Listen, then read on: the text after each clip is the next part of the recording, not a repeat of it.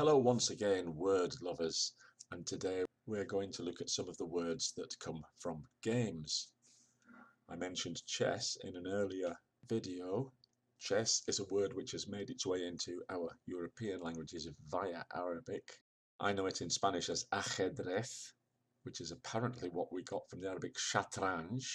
This in turn comes from the Persian chaturanga, from where we can go all the way back to the Sanskrit word.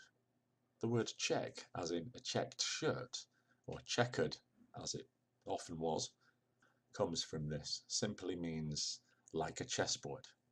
If you're an American English speaker, we call it draughts. Slightly more energetic is darts, a simple etymology, as this comes from Darsus in Latin. But the intriguing thing here is that the Romans got it from the Gauls. It says, of Gaulish origin. So there's a nice blind alley. And now we move on to some of our typical British sports. In the case of badminton and rugby, these are place names. The game is named after the place where it was invented. Badminton being from 1874, Badminton House in Gloucestershire. Place names another day, but while we're here, I do like to trace things back.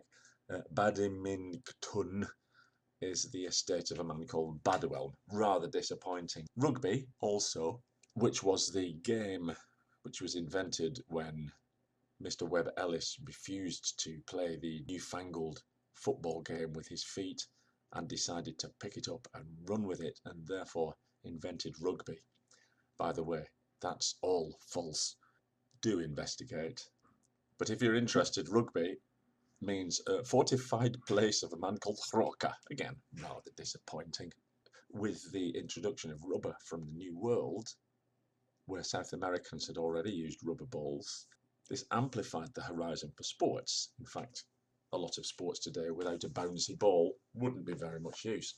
Tennis, generally accepted to come from the French tennis, have. Squash is simply because of the squashy ball. But we're not satisfied with that, are we? Let's go back to crush and squeeze, squachen, from the Old French escasser, to destroy, to break. You see, that's connected with casser, the modern French. Now let's look at a ball game which is played on a table. Again, some etymological confusion here. Billiards is not snooker, which is not pool. Although here in Spain, what we call pool is referred to as billar. So let's disentangle this. Snooker has an anecdotal etymology.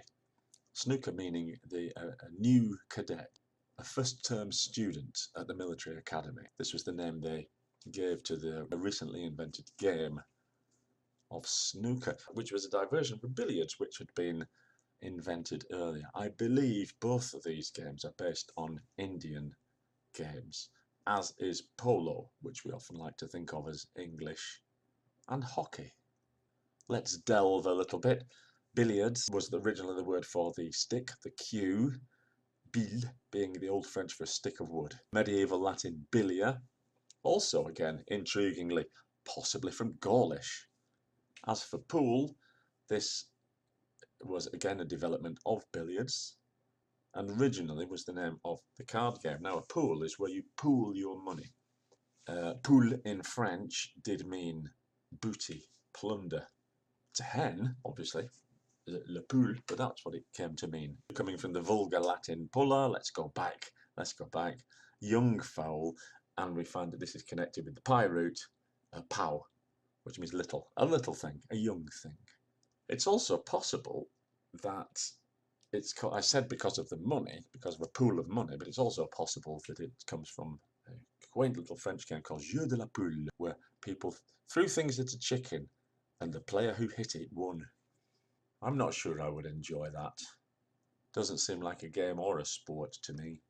Oh, by the way, if anybody tells you the difference between a game and a sport is just stop them there.